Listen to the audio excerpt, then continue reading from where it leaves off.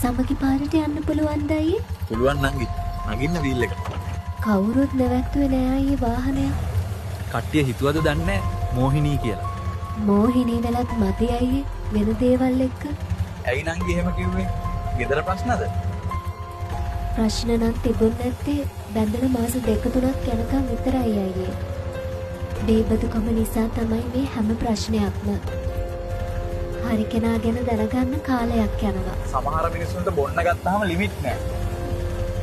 ගෑනු ඔය දුක් විඳ ගන්නවා කාටවත් නොකිය. ළමයි තමයි දවසක අසරණ වෙන්නේ. ඔය ඉස්සරහින් දකුණට තියෙන පාරෙන් හැරෙන්න අයියේ. ඔය ඉස්සරහින් නවත්තන්න. අතේ තියෙන ගාන මදි අයියේ. ගේ ළඟට එනවද සල්ලි ටික දෙන්න?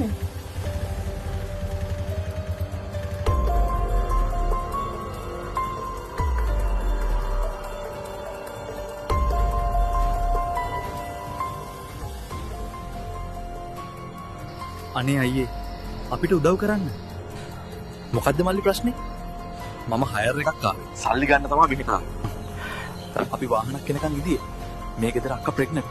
එයා වැටිලා ඉදී අපි ඉක්මනින් අපි ස්පිරිතාලට එක්කන් එනවා. ඒ අයියා බීලා ඇවිත් හැමදාම ප්‍රශ්න දාගන්නවා අදත් එහෙමයි. කසාද බෙදලා ලොකු පවක් ගෙවන්නේ මෙයා.